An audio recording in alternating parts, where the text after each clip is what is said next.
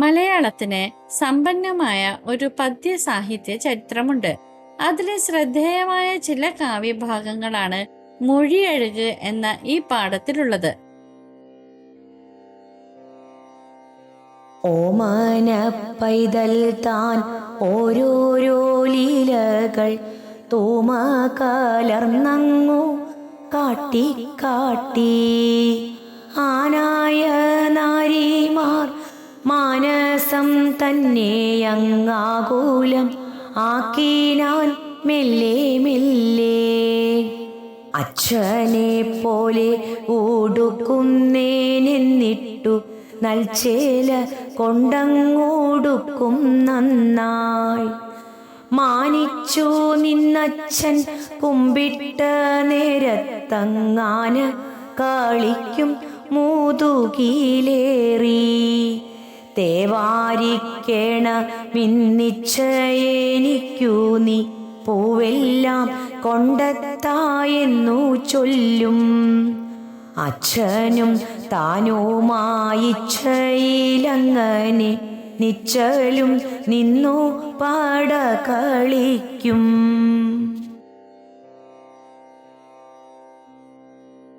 പ്രാചീന കവിത്രയത്തിൽപ്പെട്ട ചെറുശ്ശേരിയുടെ കൃഷ്ണഗാഥയിൽ നിന്നുള്ള ബാലലീല എന്ന ഈ കാവ്യഭാഗം ഉണ്ണിക്കണ്ണന്റെ ബാല്യകാല വികൃതികളെയാണ് മനോഹരമായി വർണ്ണിക്കുന്നത്. ഓമനത്വമുള്ള തന്റെ കുസൃതികൾ ഒന്നൊന്നായി കാണിച്ച് കണ്ണൻ ഗോകുലത്തിലെ ഗോപികമാരുടെ മനസ്സിനെ പതിയെ പതിയെ ആകർഷിക്കുകയും അവരുടെ ഹൃദയം കവരുകയും ചെയ്യുന്നു. കണ്ണന്റെ പ്രധാന വിനോദങ്ങളിലൊന്ന് അച്ഛനായ നന്ദഗോപരെ അനുകരിക്കലാണ്. എനിക്കും അച്ഛനെ പോലെ വസ്ത്രം ഉടുക്കണം എന്ന് വാശി പിടിച്ചുകൊണ്ട് നല്ല പട്ടുവസ്ത്രം എടുത്ത് അച്ഛനെ പോലെ ധരിക്കാൻ ശ്രമിക്കുന്നു. മറ്റൊരു വിനോദം ആനകളിയാണ്. അച്ഛൻ എന്തെങ്കിലും ആവശ്യത്തിനായി കുനിഞ്ഞു നിൽക്കുന്ന സമയത്ത് കണ്ണൻ ഓടിച്ചെന്ന് അച്ഛന്റെ മുതുകിൽ കയറിയിരുന്ന് ആനപ്പുറത്ത് സഞ്ചരിക്കുന്നത് പോലെ കളിക്കുന്നു. ചിലപ്പോൾ മുതിർന്നവരെ പോലെ ഗൗരവത്തോടെ പെരുമാറാനും കണ്ണൻ ശ്രമിക്കാറുണ്ട്. ഇന്നെനിക്ക് പൂജ ചെയ്യണം, അതിനായി പൂക്കളെല്ലാം ഇങ്ങോട്ട് കൊണ്ടുവരൂ എന്ന് കണ്ണൻ അച്ഛനോട് നിഷ്കളങ്കമായി ആവശ്യപ്പെടുന്നു. ഇങ്ങനെ അച്ഛനും മകനും തങ്ങളുടെ ഇഷ്ടം പോലെ എന്നും പലതരം കളികളിൽ ഏർപ്പെട്ടുകൊണ്ട് സന്തോഷത്തോടെ കഴിയുന്നു. ഉണ്ണിക്കണ്ണന്റെ ഈ ബാലലീലകൾ വിവരിക്കുന്നതിലൂടെ ചെറുശ്ശേരിയുടെ അതുല്യമായ വർണ്ണനാപാടവമാണ് വെളിവാകുന്നത്. ഏറ്റവും നിഷ്കളങ്കമായ ബാല്യത്തിന്റെ ഒരു നേർചിത്രം ഈ വരികളിൽ തെളിയുന്നു. കവിയുടെ വാങ്മയ ചിത്രണത്തിന്റെ മികവ് കൊണ്ട് ഈ കാവ്യഭാഗം ഒരു ചലച്ചിത്രം കാണുന്ന അനുഭൂതിയാണ് വായനക്കാരന് നൽകുന്നത്.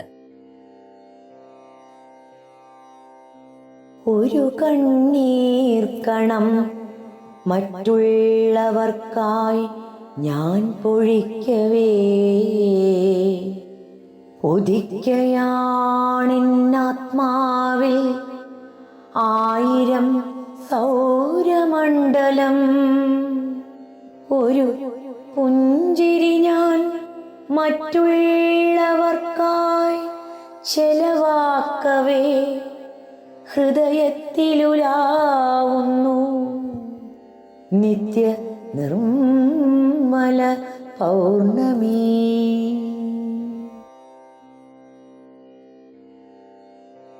ആധുനിക മലയാള കവിതയിലെ ഇതിഹാസമായി കണക്കാക്കപ്പെടുന്ന 20-ാം നൂറ്റാണ്ടിന്റെ ഇതിഹാസം എന്ന കൃതിയിൽ അക്കിത്തം അച്യുതൻ നമ്പൂതിരി രചിച്ച പൗർണമി എന്ന ഈ കാവ്യഭാഗം അപരസ്നേഹത്തിന്റെയും ആഴത്തിലുള്ള മാനവികതയുടെയും ഉദാത്തമായ സന്ദേശമാണ് നൽകുന്നത്.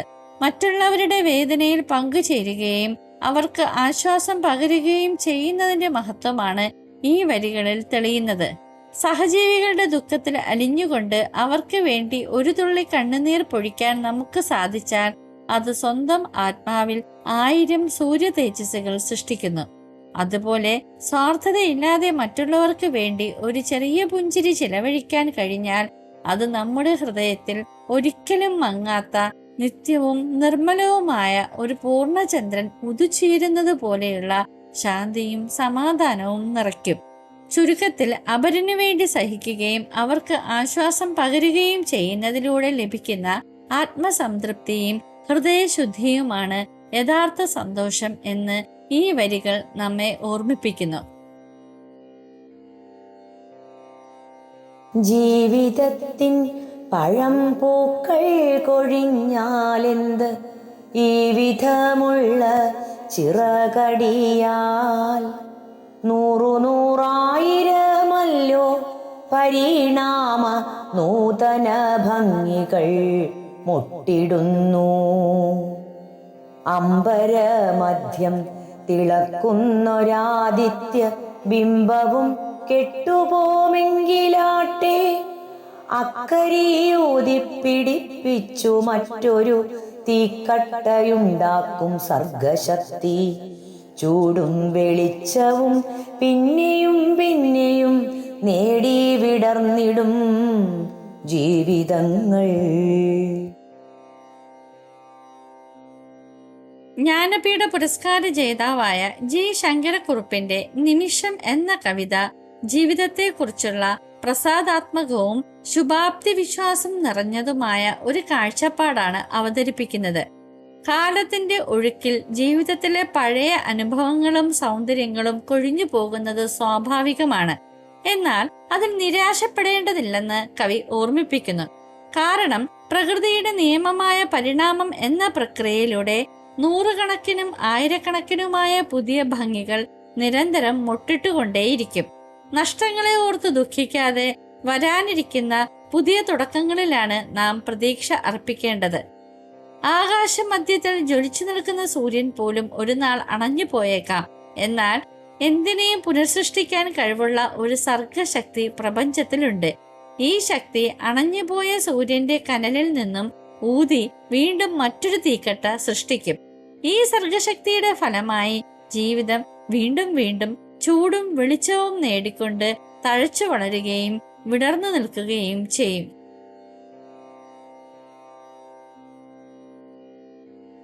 വയലുകൾക്കപ്പുറം വാഗപൂത്ത വഴിയിലൂടന്തി മറഞ്ഞുപോയി, ചിറകു കുടയുന്നു തെന്നൽ ആറ്റിൻകരയിലെ വെള്ളില തോപ്പിനുള്ളിൽ.